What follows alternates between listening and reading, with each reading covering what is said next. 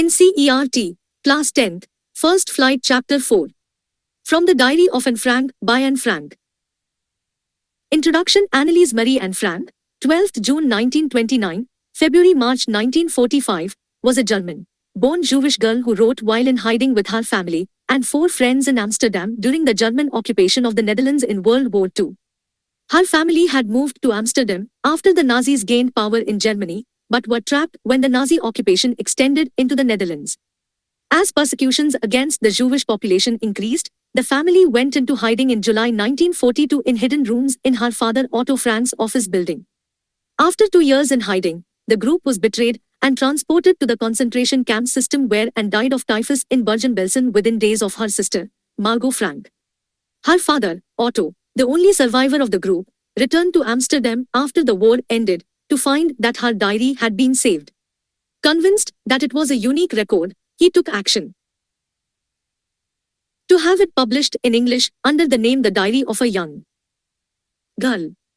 The diary was given to Anne Frank for her 13th birthday and chronicles the events of her life from 12th June 1942 until its final entry of 1st August 1944. It was eventually translated from its original Dutch into many languages and became one of the world's most widely read books. There have also been several films, television and theatrical productions, and even an opera based on the diary. Described as the work of a mature and insightful mind, the diary provides an intimate examination of daily life under Nazi occupation. Anne Frank has become one of the most renowned and discussed of the Holocaust victims. Writing in a diary is a really strange experience for someone like me. Not only because I have never written anything before, but also because it seems to me that later on neither I nor anyone else will be interested in the musings of a 13-year-old schoolgirl. Oh well, it doesn't matter. I feel like writing, and I have an even greater need to get all kinds of things off my chest.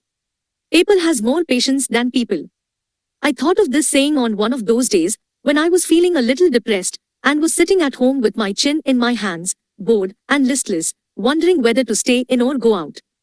I finally stayed where I was, brooding. Yes, paper does have more patience, and since I'm not planning to let anyone else read this stiff-backed notebook grandly referred to as a diary, unless I should ever find a real friend, it probably won't make a bit of difference.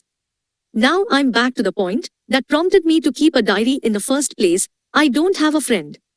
Let me put it more clearly, since no one will believe that a 13-year-old girl is completely alone in the world.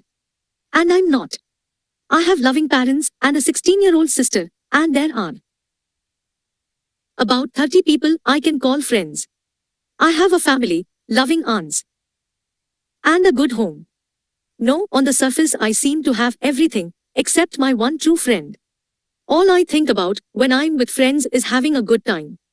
I can't bring myself to talk about anything but ordinary everyday things.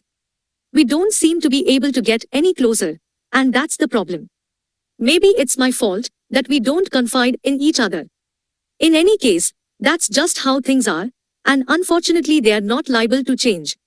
This is why I have started the diary.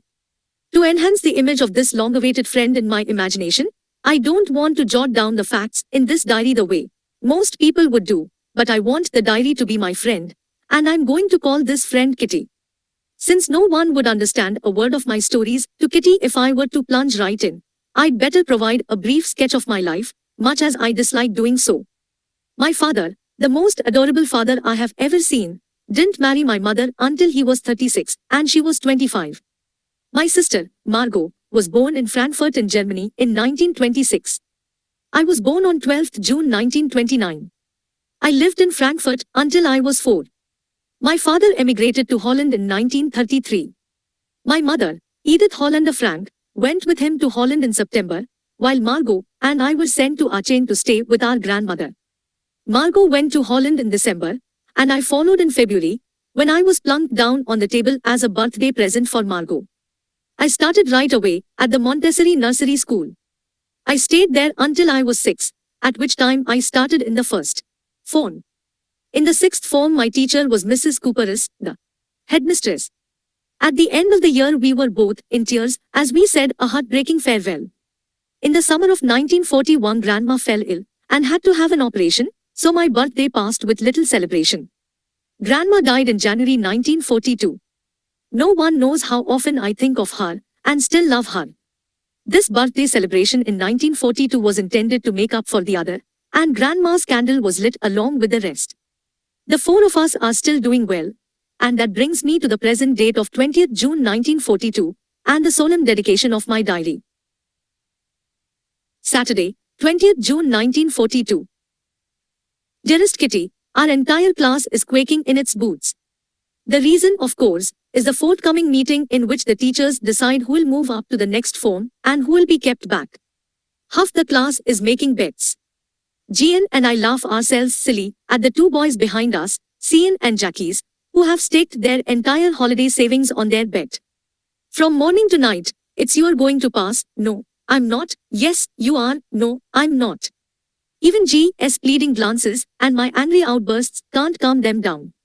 If you ask me, there are so many dummies that about a quarter of the class should be kept back, but teachers are the most unpredictable creatures on earth. I'm not so worried about my girlfriends and myself. We will make it. The only subject I'm not sure about is maths. Anyway, all we can do is wait. Until then, we keep telling each other not to lose heart. I get along pretty well with all my teachers.